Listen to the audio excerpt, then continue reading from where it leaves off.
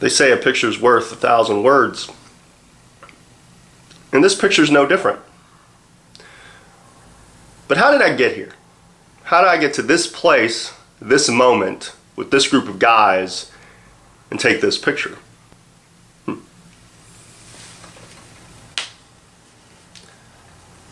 Well, the date was October 28, 2000. The promotion was CTPW. The location was Rockdale, Texas, at the Knights of Columbus Hall, a place where I'd actually had my second professional match ever. And my CTPW debut as well.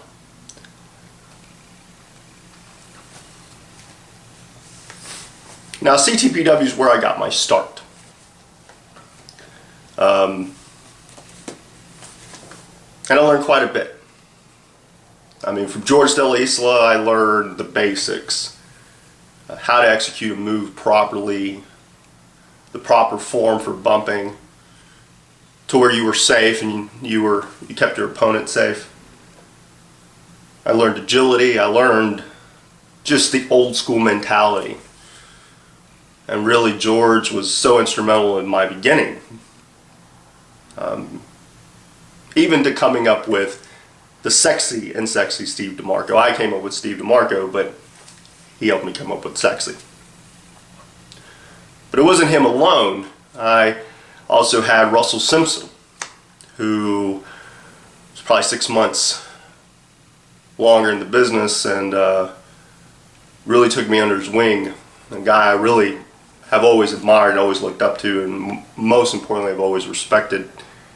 But his ability to teach is unparalleled, in my opinion, just his way of getting the best out of people. And anyone who's ever trained under Russell knows what I'm talking about. But I remember being at practice 3 days a week, and on Saturdays we'd have practice from 2 to 5, and I would get there at noon, and Russell would join me, and we'd go over the week's class, the week's lessons. And again, speaking of the bumps, I mean, George had a way of breaking down even a simple back bump into a set. And I used those same lessons that I learned and the same drills, the neck bridges and whatnot, to whenever I teach others.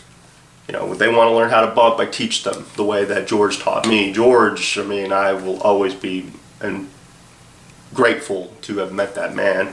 And Russell, there's no amount I could ever repay that guy for the time he took to really keep me in line and also teach me the right way. It saved my neck more times than not, those lessons, those many hours in that little place that we would train at. But without a certain other one, Papa Don, I probably wouldn't have been instilled not just the feeling of loyalty for a wrestling company, but that fear of failure. Papa Don, when I first met him, had told me that if I didn't pay my dues, both literally and figuratively, and if I didn't show up to practice, I would be blackballed from wrestling. He would ensure it. And I believed him. Believed him so much I got 2 jobs just to pay my way. February 2000, I got my start, and within 2 months, I made my debut April 22nd, 2000 against Flaming Rose. But it wasn't for CTPW. I happened to just come along. A guy was unavailable, and I got put in the spotlight, and that's how I got my debut. But that's for probably the next video, which I'll cover later. Now, getting back to this picture.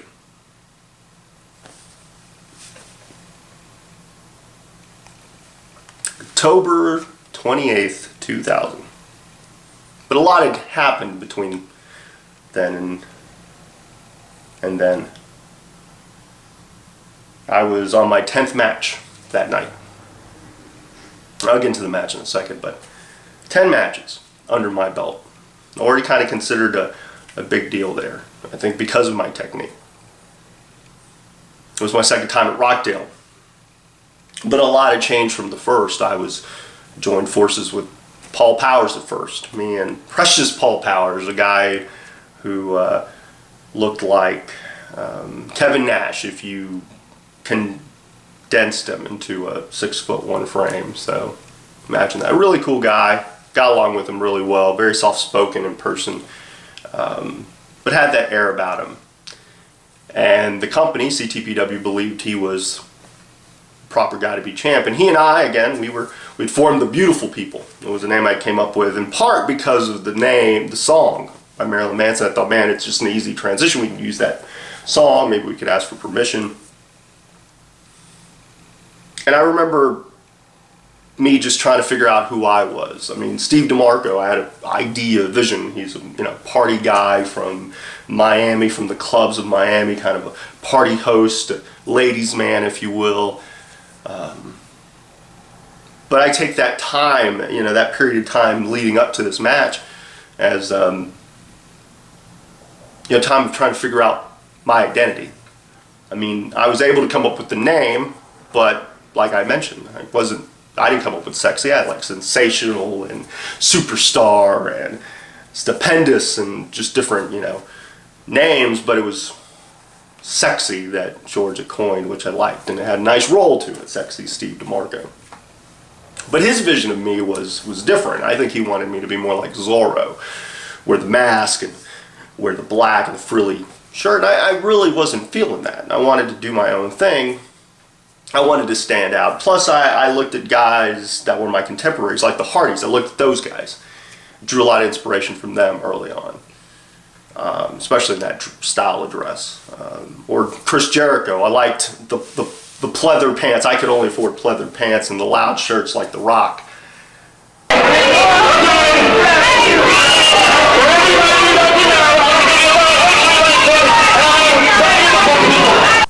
And I started to form somewhat of an idea, and thinking of cocky guys and like Rob Van Dam, and again Chris Jericho, Shawn Michaels, big inspiration for me early on. But I'm still trying to find my way. I think that first year, really, year one, was finding my way into what it was going to take to be a great wrestler. I didn't want to just be good. I wanted to be great. I wanted to be the type of person that people talked about in a positive way, that they came to pay to see, which is hence why I said I was from Miami, because I didn't want to be a local guy. I wanted people to think I was coming from somewhere else, flying in just to entertain them. And I had this idea in mind, but still it was trying to figure out what worked and what didn't work. And it was a time of experimentation as far as what Steve DeMarco was going to be.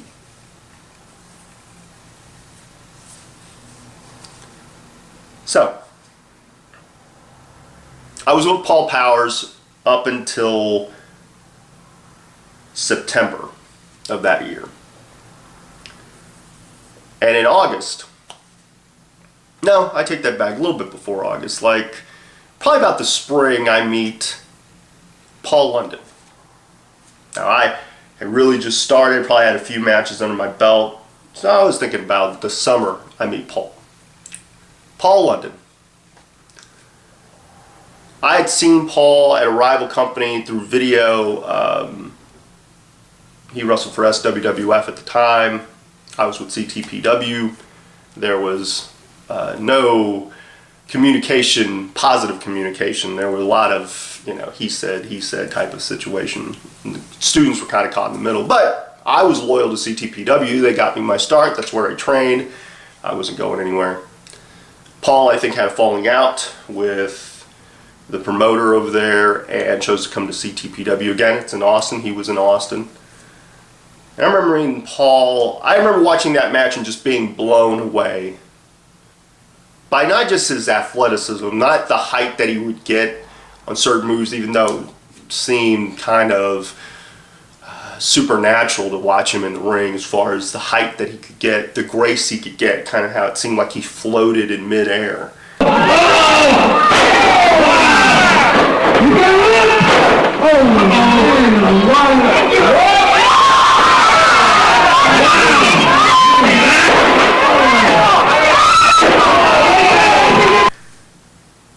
He he just had a way about him, a certain attitude, a confidence, that just a pure confidence in every sense of the word.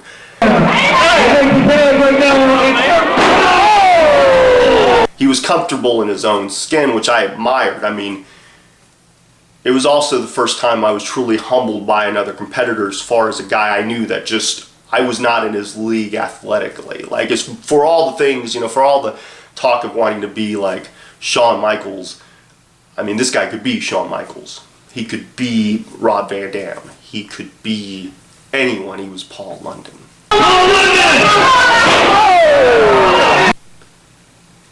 And we hit it off immediately. And I think we both had this sense that we were both on the same page. We both had a passion for wrestling. We both wanted to be great in every sense of the word. And you could tell we both wanted that.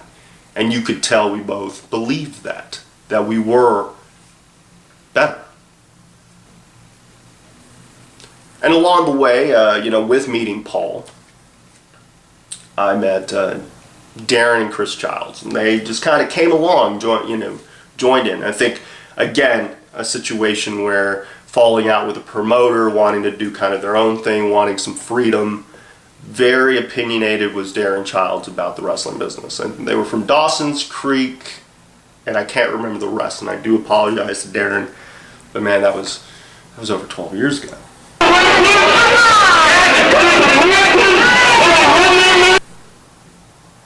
But I liked Darin. I liked him because he talked a lot of smack, and he said things that I wasn't going to say because I was still so new, and really respectful in a sense of, man, I just didn't want to say the wrong thing. I didn't want to piss off management or whatnot.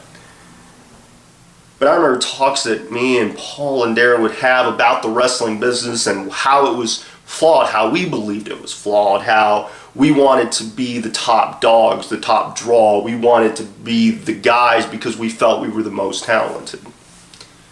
But more than anything, we wanted to work together. I had a match with Paul in late August, TWF, and I think we stole the show. I believe we did.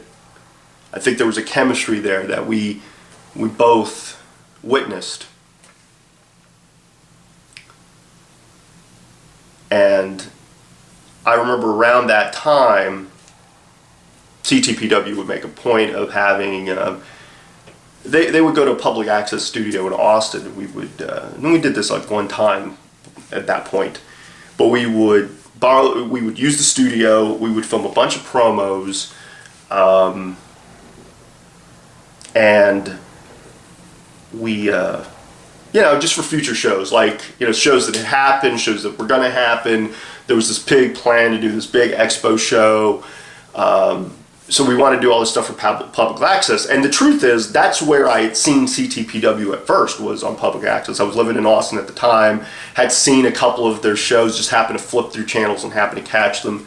And I happened to get to CTPW in part because I couldn't afford Shawn Michaels. I went up to San Antonio, was going to go, but $3,900, like, before you step foot in the ring, I just couldn't do it. Whereas CTPW had a payment plan, and I could work both jobs and didn't have to sacrifice more time than practice and traveling, and again, working two jobs. So, but I don't. So we're at this public access studio. We all got to do our own promos. Children of Pain got to do theirs, and again, I really dug Darin and Kris. Like, Kris was the same way. He was one of those guys who, had a big mouth, but in a playful way, like.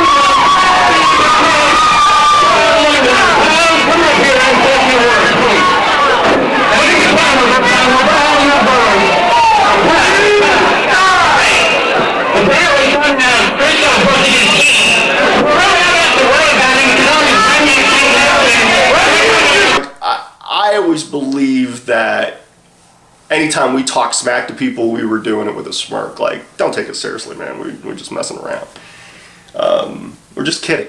Come on, guys. But all of us got to do individual ones. Children of Pain got to do theirs. And then me and Paul we were there. It was like a mandatory thing. We were there most of the night, and we asked, just because we're going to still be there, could we do a promo together as a duo? Just to try it out. Like, put us in front of a camera, have an interviewer, and let's see what we could come up with. And, you know, George and Papa Don were gracious enough to allow us to have that time. And at the time, it's like, well, what are we going to say? We'll wing it, but we'll have kind of an idea. We'll bounce off of each other. We'll bounce ideas off of each other as we're doing this promo. And we're like, yeah, well, it's 2-3 minutes. What's the harm? So we get there, and we're being interviewed by this very attractive woman. She's, I think, standing between us, and we're not looking the same. If you saw us, Paul had a different sense of style than I had. Different sensibilities, both of us. Just different way of looking at things. But there it was. So we're standing there, and she's going to ask us, kind of lead us in. And everyone's standing behind the camera, and everybody's looking at us, wondering what we're going to say.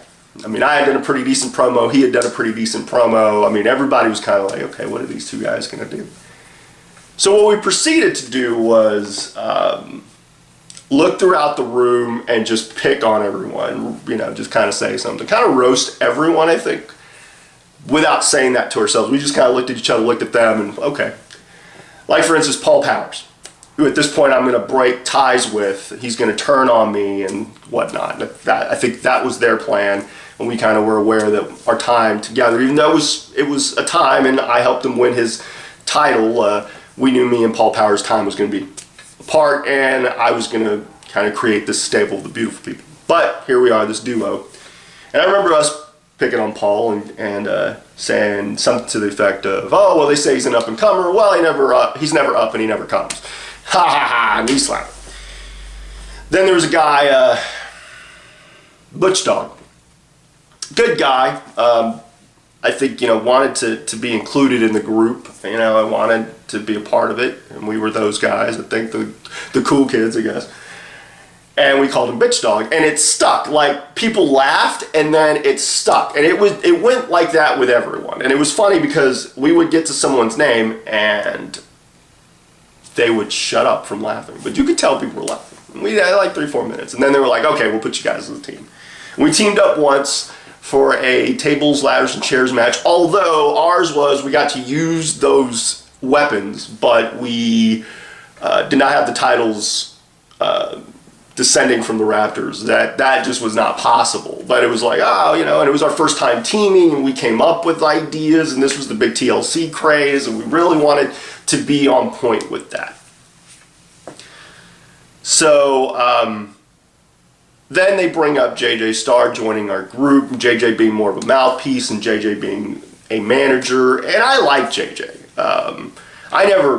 I felt like that took pressure off me, because even though we could cut a good promo, it was great to have a manager. Like, I was a big fan of the Horsemen, and I was a big fan of stables like that, where you did have a manager, and his purpose was to get the talent over. Ladies and gentlemen, we're right here in Rockdale,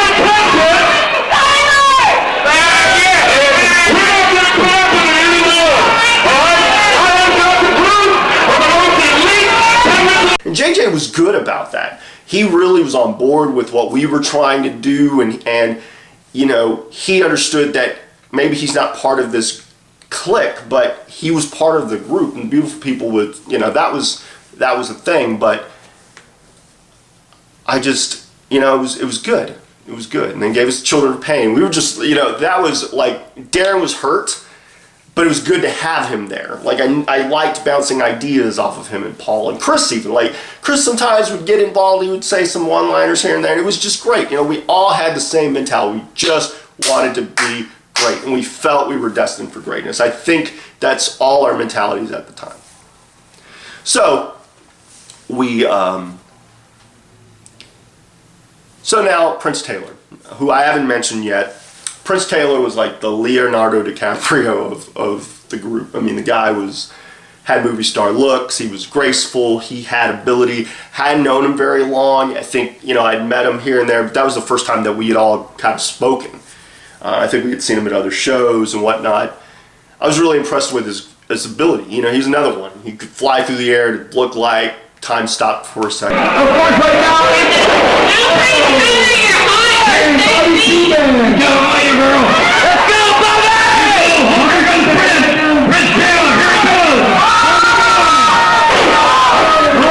And I always admired guys who had that ability.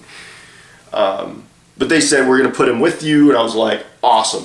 That's just a great guy to have. And they figured we were just going to be the good-looking guys who were fast-paced and could do all these cool high-flying moves and at the same time be brash and rebellious and get the girls at the same time. Be that to everyone. And we were that. If you looked at that roster at that time, and what's funny about thinking back about that match and that time is how many guys and gals are no longer a part of it. No longer, like maybe they didn't even last a couple of years. It's just they were there 1 minute and then they're gone the next. And really luckily there's footage out there. I mean, not that a whole lot of people have seen it.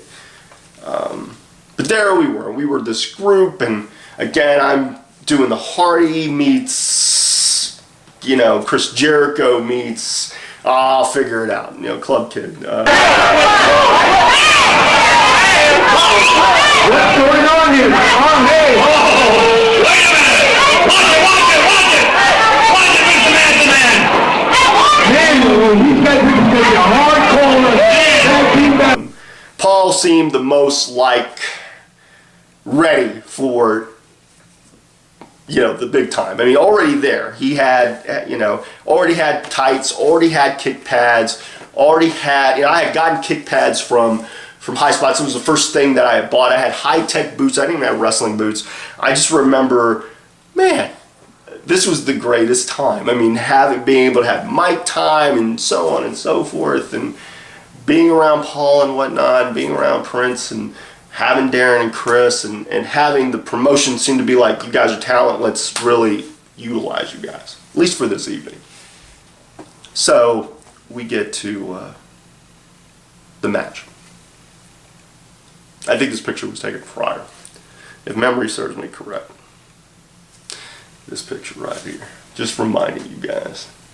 So there's the group, the Kids Clique, which was Darin's choice. He didn't like the Beautiful People. I like the Beautiful People, but I was really cool with the Kids Clique. That was just kind of separated. It was our group. That time, that moment, very short-lived, as I will explain. But the match. I mean, this was October 28th, 2000. Here we are. It's an October match and my 10th match ever.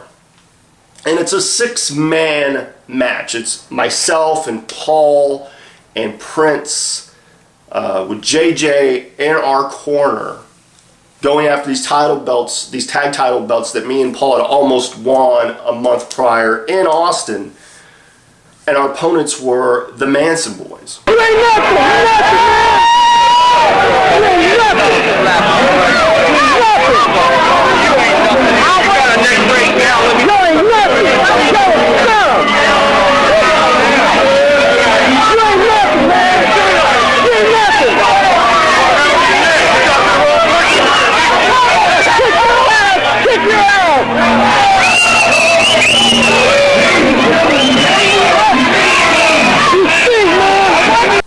And they were managed by Damian LeVay Manson.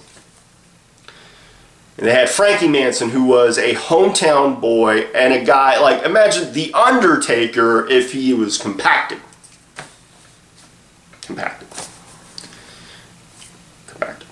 But anyway, Frankie was one of those guys, part of the group. And then there was Bobby Too Bad. Bobby was the veteran of this 6-man. Veteran in the sense that he was had put in more time and looked like a veteran and seemed to have his stuff together and had a certain pace he liked to go. I couldn't really argue with it.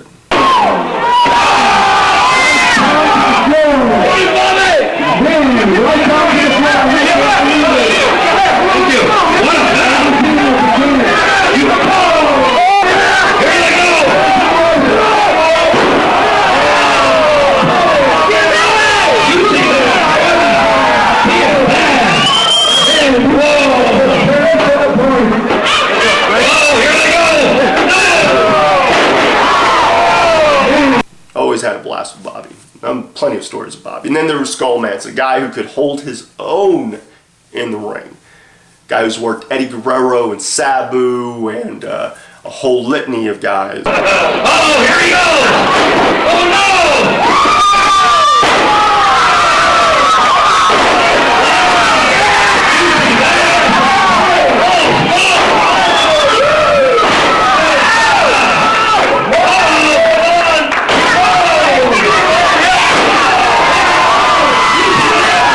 And, you know, again, we're all trying to figure out our place.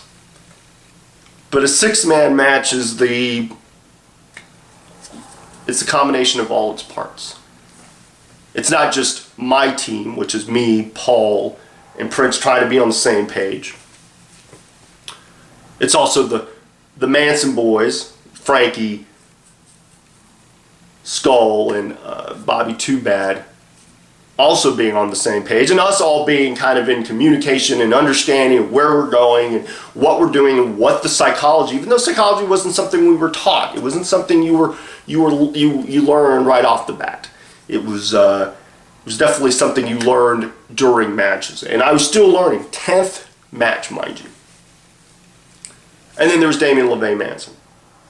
So there's 4 people on each side. There's 8 human bodies, all with their own ideas and own way of thinking and own interpretation of what this match is and what it means and where it's leading and all of this. And then you have the referee, who's the most important part, because he's got to tell us where to go and what to do and where we're at, because we're all still in the mindset of what's working and what's not working. And we're all trying to figure out, I'm figuring out my identity, and Prince is figuring out his identity, and Paul's figuring out, I think Paul already had it figured out. He already knew what he was about and what he was going to be. It's just a matter of time before everyone else caught up. And Paul was just ahead of his time in that instance. But the match is what it is. Obviously I'm not sending all of it out there. I mean, part of it is camera work, that the finish, you don't catch the finish, and it was very instrumental that the finish and and some things just weren't working, and it's not the best interpretation or the best representation of my work, of Paul's work, of Skull's work, of Bobby's work, of Frankie's work, of Prince's work, of JJ's work, of Damien LeVay Manson's work, of CTPW's product as a whole. I mean, as good as we felt it was, we had put so much pressure on ourselves to steal the show. We felt we were going to steal the show, and we believed at the end of it we still stole the show, even though it was not to the level that we had hoped or that we had put in our mind. So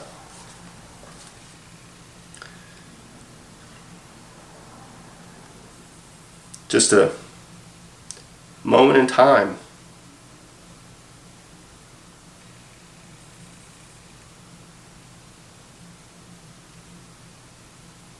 Moment in time.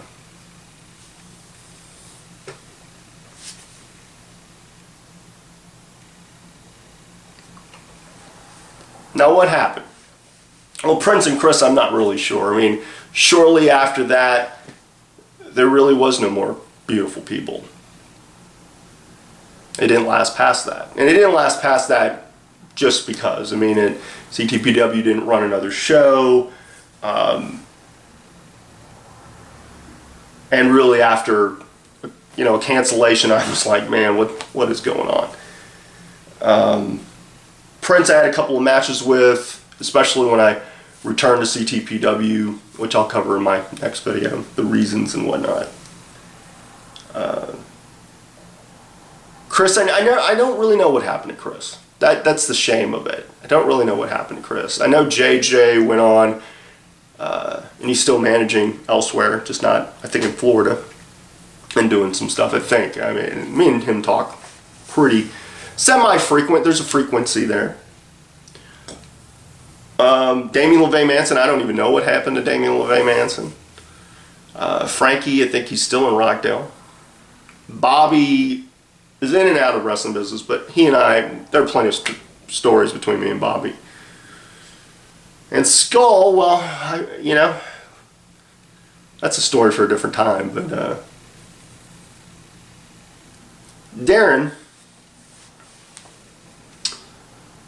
Darin went on to, with the help of a few, and with the blood and sweat and tears of many, built, somewhat of an indie empire in ACW, Anarchy Championship Wrestling, which I will cover later on.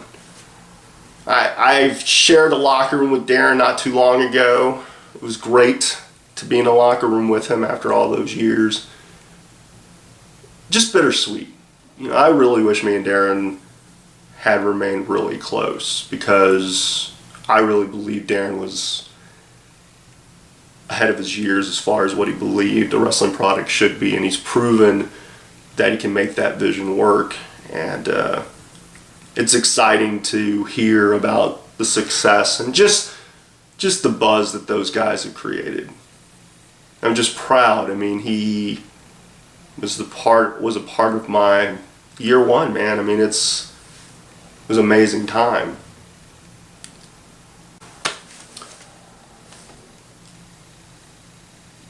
And Paul London.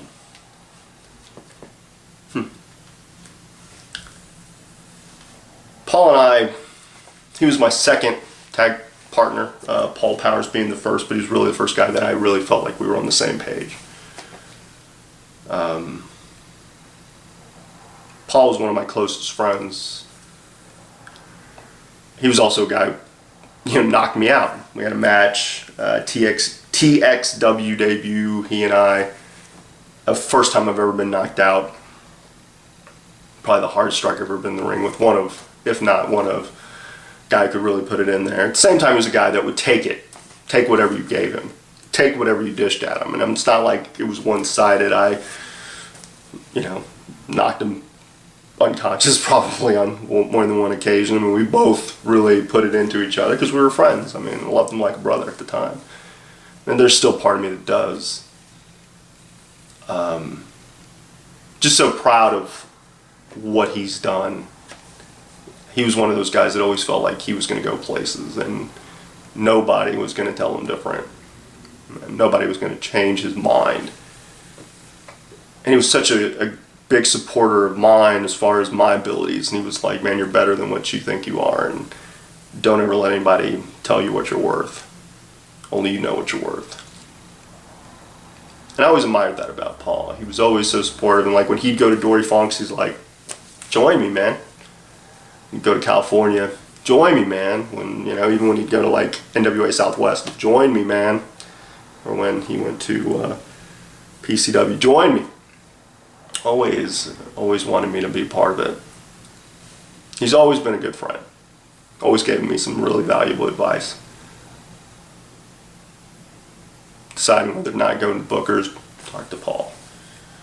My career's in a bit of a haze. What do I do? Talk to Paul. I'm in a crossroads. Talk to Paul. We just have remained close. I mean, anytime we do talk, it is like not very much time passes. And I'm proud of him. Love him like a brother. I can honestly say that. So, there you go. So year one. Now, I didn't go all the way through April, because that will be the subject of my next video. Be a rematch, a year in the making, I think is what it's going to be. It's going to cover my first opponent ever, and again, a rematch that's a year in the making. So, hope you all enjoyed this. Until the next time, stay cool, stay sexy, stay classy. Be chronicling soon. Later.